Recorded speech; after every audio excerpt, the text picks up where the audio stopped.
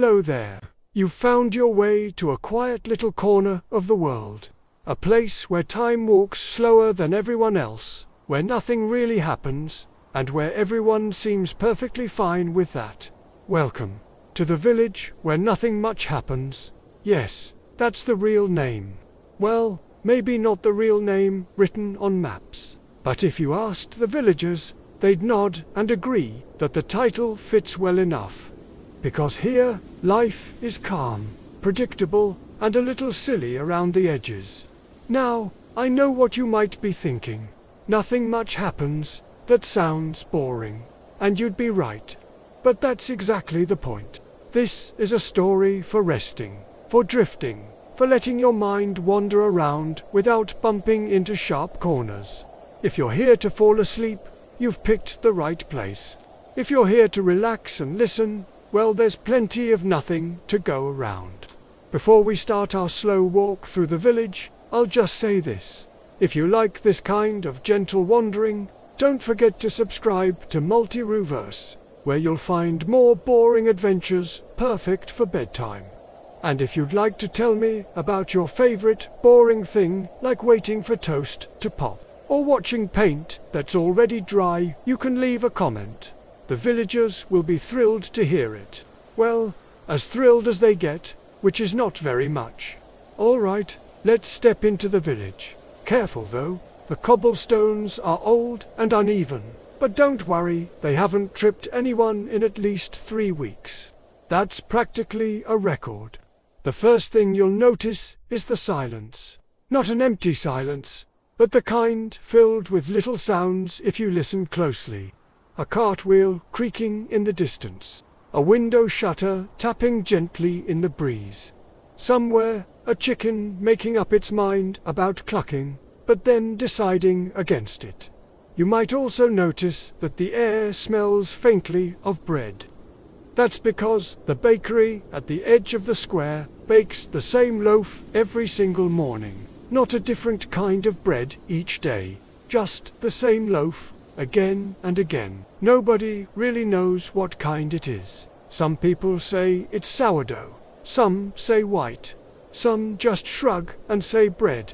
Whatever it is, the smell drifts through the streets like a quiet parade, reminding everyone that today is, once again, very much like yesterday. Over there, past the fountain, is Mr. Lenton. He's watering the grass, as usual. The same patch, right in front of his door. You'd think by now the grass would have had enough. But apparently it hasn't. Or maybe Mr. Lenton just likes watering it more than the grass likes being watered. Either way, he seems happy enough, and the grass hasn't filed a complaint.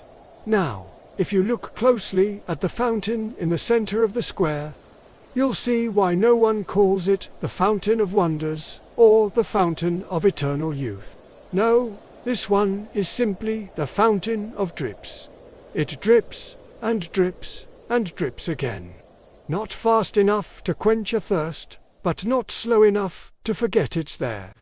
The villagers like it that way. It gives them something steady to listen to when they don't want to think too hard, which, around here, is most of the time.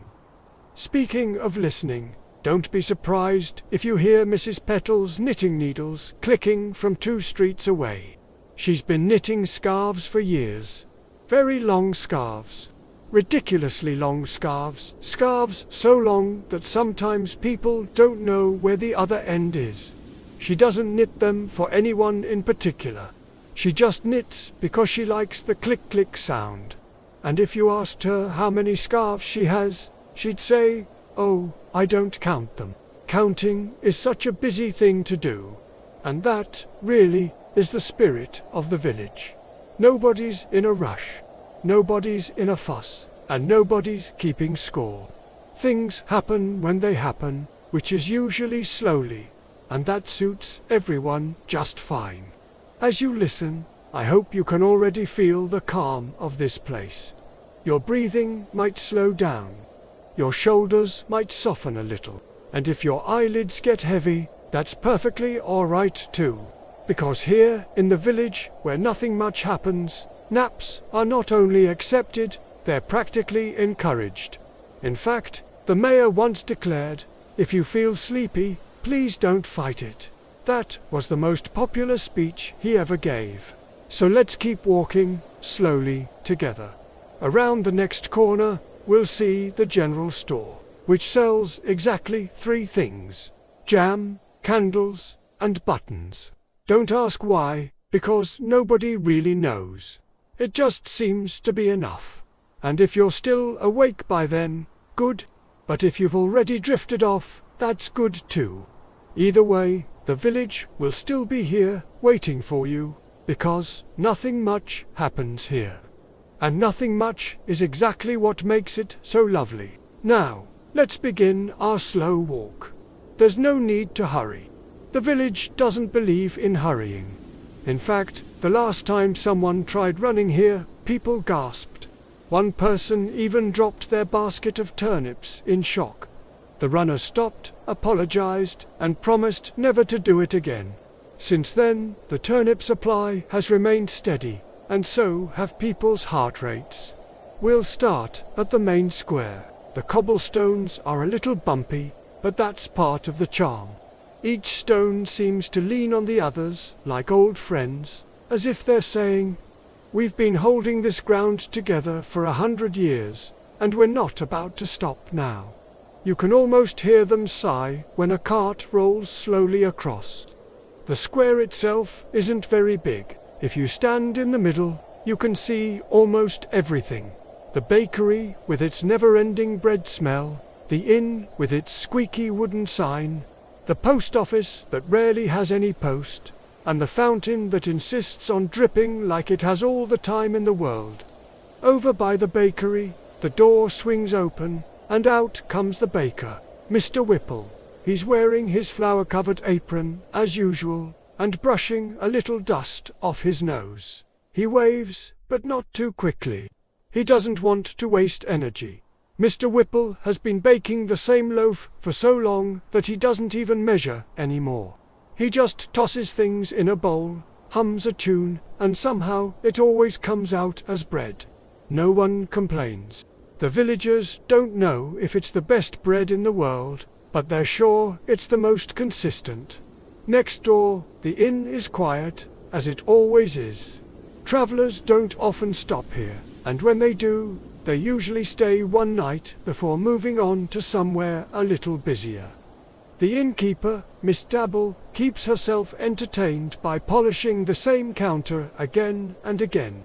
She says she enjoys watching the wood get shinier with every polish, even though it's already so shiny that you can see your reflection 3 times over. Sometimes she talks to the counter as she polishes, saying things like, "There you go, looking handsome again." Nobody thinks that's odd.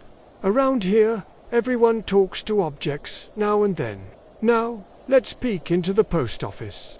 Inside, we find Mr. Dunlop, the postmaster. He's a kind man with round glasses that always seem to slide down his nose.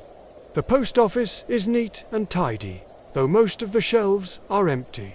That's because mail rarely arrives here. Once in a while, a letter shows up, usually by mistake, and everyone gathers to see what it says. The last letter they received was a postcard from a place called Sunny Shores. Nobody in the village had ever been there. The postcard only said, "Wish you were here." The villagers looked at it, nodded politely, and then placed it on the wall for decoration. It's still there, pinned right above the counter. A reminder that somewhere, something else might be happening, but not here. Back outside, we continue past the fountain. The fountain is old, cracked, and not very impressive, but the villagers love it anyway. Children sometimes toss in pebbles instead of coins, since coins seem far too serious for a fountain like this. The pebbles make a little plop sound, and then they sit at the bottom, looking perfectly content. No one makes wishes, because what would they wish for? Everything here is already exactly the same every day, and that's the way they like it. Across the square sits the general store. The sign above the door simply says store. Inside, you'll find shelves of jam, candles, and buttons. That's all. Red jam, blue candles, and buttons in every shape you could imagine. The shopkeeper, Miss Thimble, insists that between those 3 items, you can solve any problem life throws at you. Need light, candle, need sweetness, jam, lost a button. Well, obviously, a button. Nobody argues with her logic. Just outside the store, a group of villagers are having a conversation. You can tell it's about the weather, because almost every conversation is about the weather. Today, they're saying things like, "Feels a bit warmer than yesterday, doesn't it?" And yes, though not too warm, someone adds, "The sky looks slightly bluer than usual." Everyone nods at this, and then the group stands in silence, thinking about it. After a long pause, someone says, "We'll see how tomorrow goes." And just like that, the discussion is finished. Down the street, there's a bench under a crooked tree. Sitting there is old Mr. Crable, who has been sitting on that same bench for as long as anyone can remember. He doesn't do much except hum softly and feed crumbs to the birds. The birds aren't even that interested, but they come by out of politeness. Mr. Crable claims he once saw a bird yawn, though nobody else can confirm this. You might be wondering if anything ever happens here. Well, sometimes the bell in the square rings at noon, though nobody remembers why. Some say it used to signal lunchtime. Others say it marked the start of market hours. But now, when the bell rings, people just shrug and say, "Ah, noon again," and then go back to whatever they were doing, which is usually not much. As we finish this short loop around the square, you might notice something strange. Even though nothing much has happened, it feels full. The bakery, the inn, the post office, the fountain, the store, the bench, all of it adds up to a kind of gentle completeness. Like a puzzle made entirely of blank pieces that still somehow fits together. And so, as the afternoon sun leans lazily over the rooftops, the village settles back into its favorite rhythm. Slow, steady, and just a little bit boring.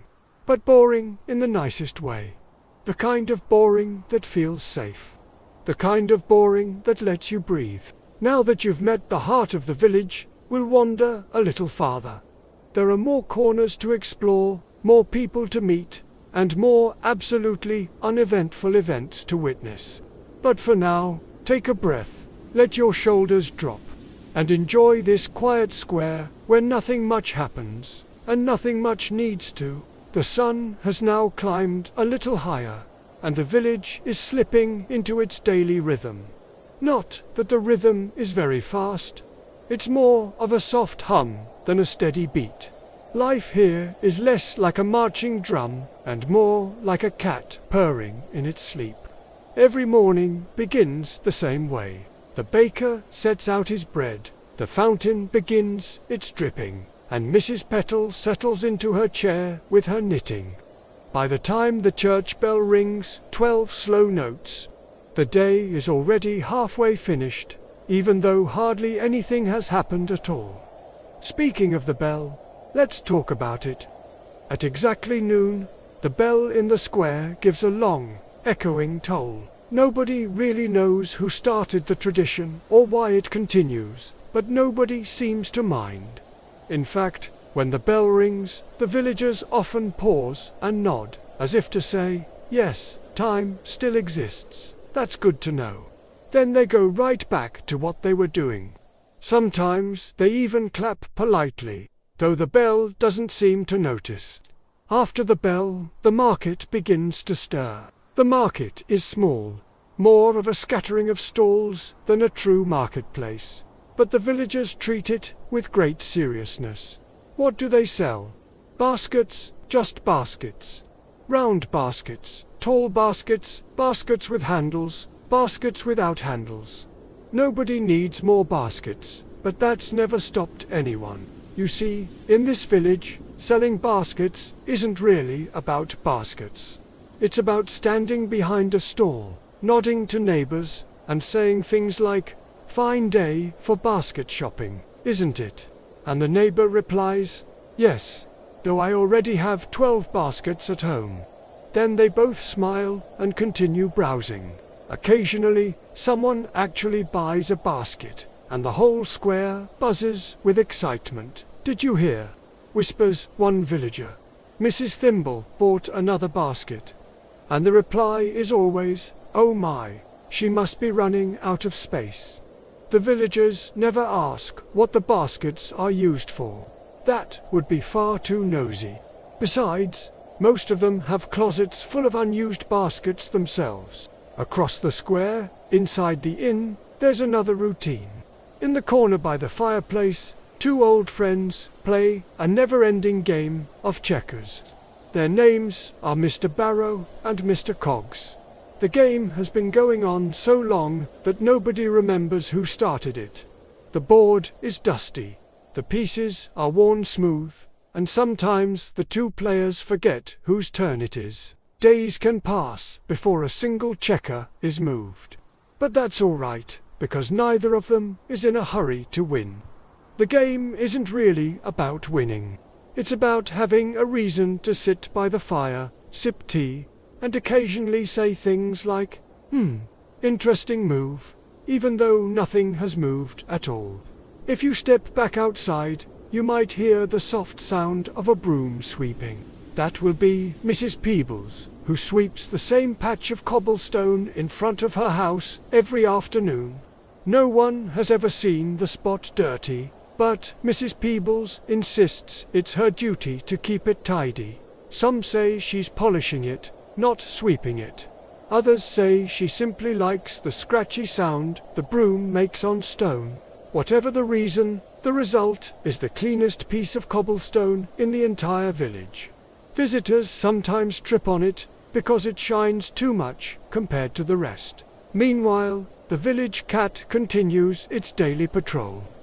The cat, whose name nobody agrees on, some call it Whiskers, others Muffin, and one person swears its name is Gerald, strolls lazily from doorstep to doorstep. At each house, it pauses, stares for a long moment, and then either curls up for a nap or continues walking. Nobody minds. In fact, villagers consider it an honor if the cat chooses their doorstep for a nap. There's even a quiet competition to see who can attract the cat most often, though nobody admits it out loud. In the afternoon, the conversations begin. Villagers gather in twos and threes, standing on corners or leaning on fences. The topic is almost always the same. The weather. If it's cloudy, they talk about how cloudy it is. If it's sunny, they say, "Well, it's a bit bright today." If it rains, they stand under awnings and comment, "Wet, isn't it?" Sometimes these discussions last for hours. Nobody interrupts. Nobody disagrees. The weather, after all, is one subject everyone understands. At times, a visitor passing through might find this all terribly uneventful. But to the villagers, this is the height of contentment. Life has a rhythm, and the rhythm is slow, and slow is exactly how they like it. There is no rush, no noise, just a steady stream of simple moments. And if you listen closely, you'll hear the sound of all these small routines blending together. The soft drip of the fountain, the faint hum of knitting needles, the gentle sweep of a broom, the murmur of a checker game that never ends. Together, they form the quiet music of the village. The kind of music that doesn't demand your attention but keeps you company all the same. As the sun dips lower and the shadows stretch a little longer, the routines carry on. Nothing surprising has happened, and nothing needs to. In fact, the villagers would say it's been quite a successful day. Because here, success means simply doing the same comforting things you did yesterday, and the day before, and the day before that. So, As you sit and listen, perhaps you'll feel a little of that rhythm yourself. A little slower, a little calmer, a little more at ease. After all, not much has happened. And sometimes, that's exactly the kind of day you need. The day drifts on. The fountain drips. The baskets sit in their stalls. The cat naps on a doorstep that may or may not belong to it. All seems just as usual. And then, something happens. Now, before you sit up too quickly, let me assure you, it's nothing alarming. Nobody runs, nobody shouts, and nobody faints. The something is the kind of thing that, in any other place, would barely be noticed. But here in the village, where nothing much happens, it's enough to cause a gentle stir. You see, a stranger walks into the square. Yes, a stranger. Someone not usually here. He is wearing a wide hat, carrying a small satchel, and walking with the kind of purposeful stride that immediately makes the villagers suspicious. Not suspicious in a worrying way, of course, more in the sense of, my goodness, he seems to know where he's going. That's unusual. The stranger pauses by the fountain, looks around, and then clears his throat. The villagers stop their knitting, sweeping, and checker games to watch politely. It isn't every day they see a new face. In fact, the last time a stranger came through was about 3 months ago, and everyone is still talking about how he ordered tea at the inn but never finished it. The new stranger speaks. "Excuse me, could someone tell me the way to the next village?" That's all. Just a simple question. But you'd think he had asked for the secret to eternal life. The villagers blink. They shift in their seats. They glance at one another as if deciding who should answer. Finally, Mr. Dunlop, the postmaster, pushes his glasses up his nose and says, "The next village, you say?" "Yes," replies the stranger, politely. "Ah," says Mr. Dunlop, nodding slowly. "Well, it's that way." He waves vaguely toward the horizon, which is mostly hills, trees, and clouds. The stranger waits, clearly hoping for more detail. "Just keep walking," Mr. Dunlop adds helpfully. Mrs. Petal chimes in from her knitting chair. "You'll know you're there when you're no longer here." The villagers all nod at this very wise statement. The stranger blinks, clearly unsure if that was useful or not. Still, he thanks them, tips his hat, and continues on his way. His purposeful stride carries him out of the square, past the bakery, and eventually down the quiet road. The villagers watch until he disappears into the distance. For a long moment, silence settles over the square. Then Mrs. Peebles, leaning on her broom, whispers, "Well, that was exciting." Everyone agrees. The stranger didn't stay, he didn't cause trouble, and he didn't buy a basket. But still, he was here. For this village, that counts as an event. For the rest of the day, the villagers bring it up again and again. At the market stall, did you see the stranger? Oh yes. He had a very wide hat. At the inn, I wonder what was in his satchel. Probably sandwiches. That would make sense. At the post office, do you think he'll find the next village? Eventually, everyone does. Even the cat seems mildly interested. It sniffs the spot where the stranger paused by the fountain, then curls up again as if satisfied with its investigation. Later in the afternoon, a second minor event occurs, though it is even smaller than the first. The fountain, which usually drips in its familiar slow rhythm, suddenly lets out a slightly faster drip. Plink, plink, the villagers gather to watch. "Has it always done that?" someone asks. "I don't think so," says another. They listen for a few minutes. Then, just as mysteriously, the fountain returns to its usual rhythm. Everyone sighs with relief. "Back to normal," they say, and shuffle back to their routines.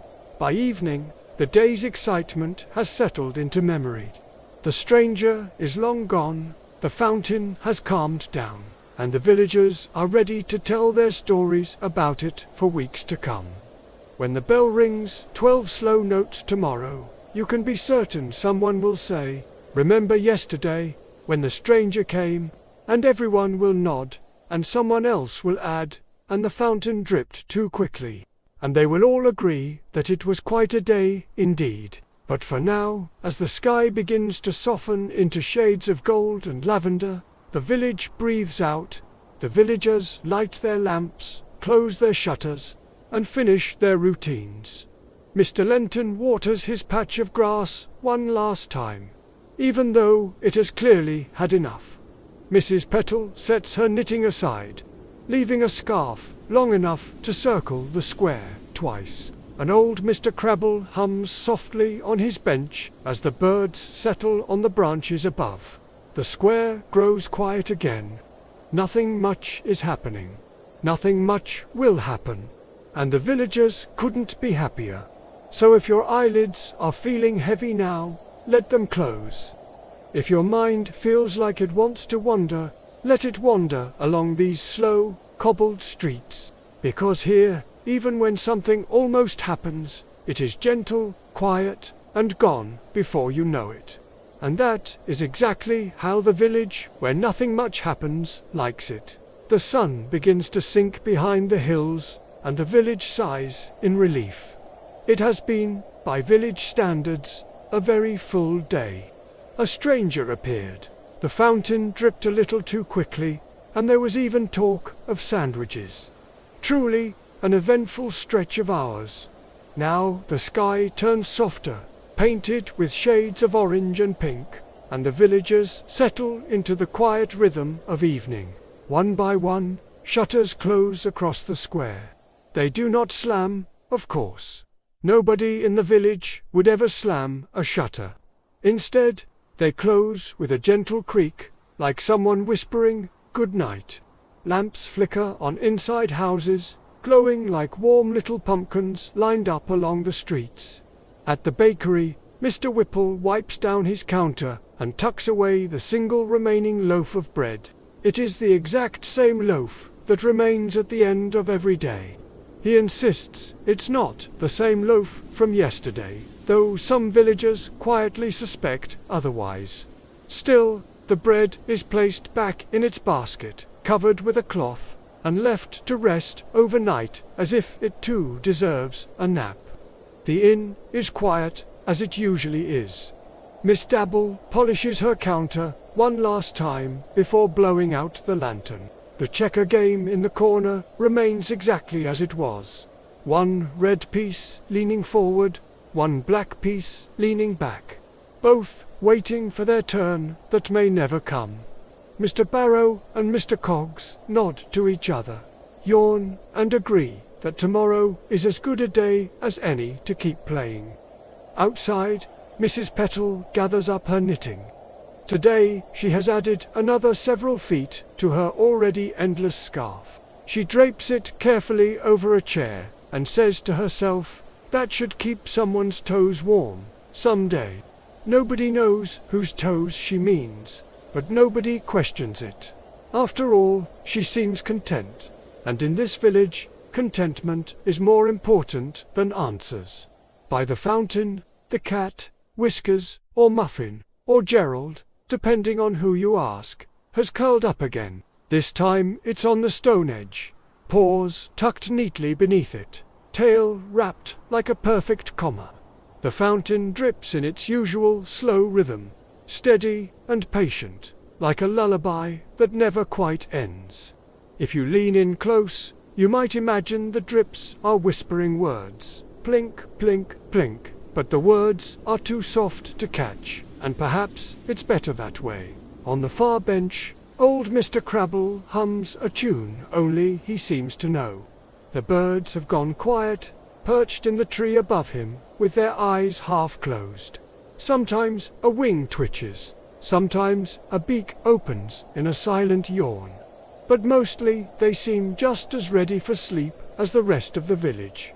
Mr. Crabble pats the bench beside him and says, "Another good day of nothing much."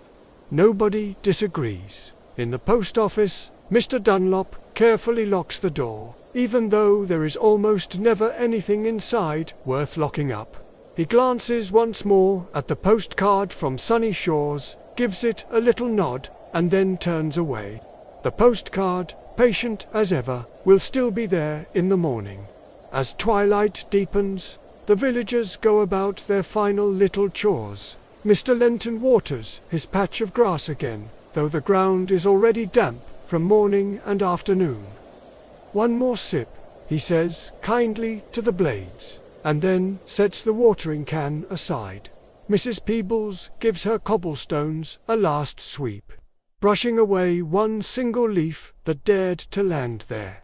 She looks pleased with herself, as if she has kept her corner of the world perfectly tidy for yet another day. The air grows cooler now. A soft wind stirs the trees, carrying the faint smell of bread and candle wax through the square. The sound of laughter drifts faintly from a window where a family shares their supper. But even laughter here is quiet, more like a chuckle that doesn't want to disturb the night. Above, the first stars begin to appear. One, then two, then a scatter more, blinking shyly as if testing whether it's the right time to shine. The villagers who step outside to notice them do so with gentle nods. "Ah," they murmur, "there they are again," as if the stars are old friends, returning right on time. Soon the square is nearly empty. Doors are shut, lamps are dimmed, and silence settles like a soft blanket across the cobblestones. Only the fountain continues its steady dripping, keeping time for the whole village. Drip, drip, drip, a rhythm so familiar it almost feels like the heartbeat of the place. And you, listening here, might notice how your own breathing has matched the pace. Slow, steady, unhurried. Perhaps your shoulders have relaxed, perhaps your thoughts have softened at the edges. That's what the village does. It invites you to rest, to let go, to remember that not every story needs an ending full of action. Some endings are simply quiet evenings, where nothing much happens at all. As the night deepens, the cat shifts slightly, curls tighter, and falls asleep. Mr. Crable finally hums his last note, pats his knees, and whispers, "Time for bed." The fountain drips, the stars blink, and the whole village settles into dreams. And so, the day comes to a gentle close. The stranger is long gone, the fountain is calm, the bread is resting, and the scarf is still growing. Nothing much has happened, and nothing much will. Tomorrow will look very much the same as today, and that is exactly why the villagers sleep so soundly. So let yourself drift to, let your eyes grow heavy, your breath grow deep, and your mind wander these quiet cobbled streets one last time tonight. Because here, in the village where nothing much happens, even the night is calm, steady, and perfectly boring, in the best possible way.